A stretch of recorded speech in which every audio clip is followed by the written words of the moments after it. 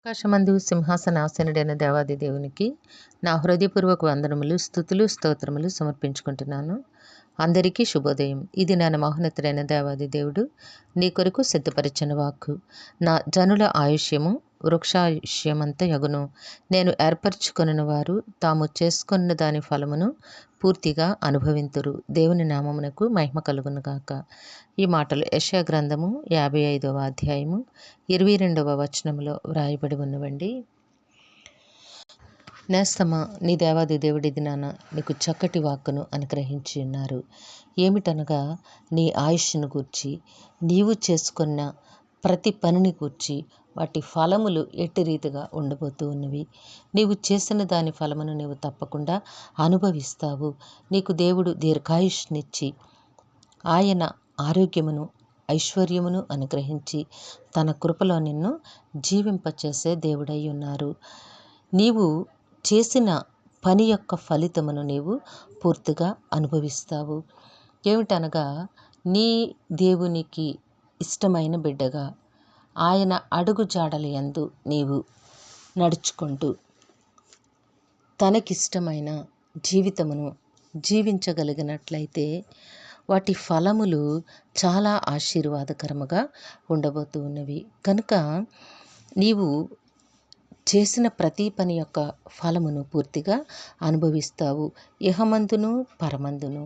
ఇక్కడ ఈ లోకములో ఈ మట్టి దేహములో ఉన్నంత కాలము కూడా ఆయన జీవవాయువు నీలో ఉంది గనుక ఆయన మాట ప్రకారము నీవు అడుగులు వేయగలిగినట్లయితే ఇహమందు దేవుడు తన ఆశీర్వాదములతో నిన్ను నింపి జీవింపచేయుట మాత్రమే కాక, పరమందు నిత్యము దేవునితో ఉండే ఆ ఉన్నతమైన శాశ్వతమైన మహాభాగ్యమును దేవుడు నీకు అనుగ్రహిస్తారు.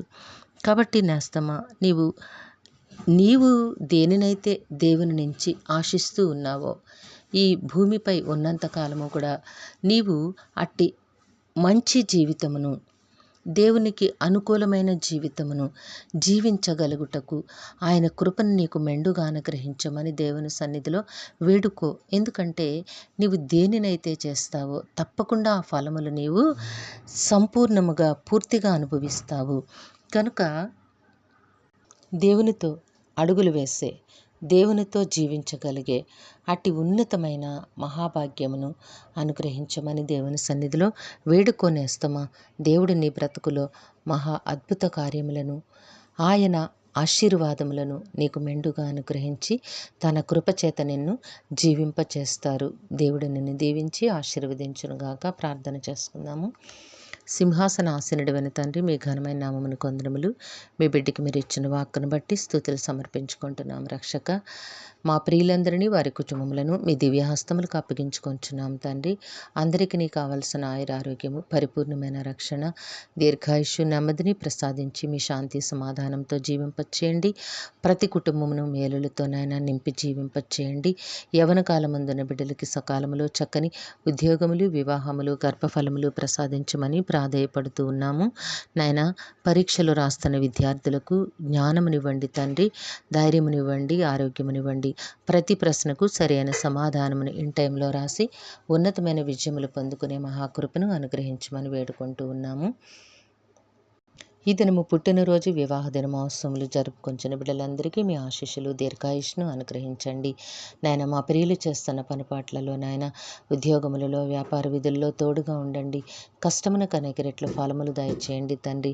ప్రయాణముల్లో తోడుగా ఉండండి. ముందు వెనుకలు కుడి ఎడములు మీ దూతలను కాపుదలుగా ఉంచి మీ కృపలో నడిపించండి. దేవ, ప్రతి కుటుంబమును ప్రత్యేకముగా దీవించి ఆశీర్వదించండి.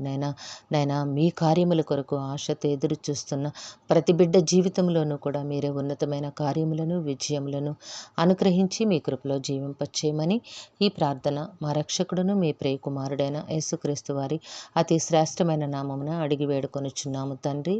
ఆమెన్. జీవాధిపతి అయిన దేవుడు మీ కుటుంబ జీవితంలో ఉన్నతమైన ఆశీర్వాదములను అనుగ్రహించి మిమ్మను ఆయన నామ మహిమ కొరకు జీవింపచేయునుగాక. Amen, amen, amen.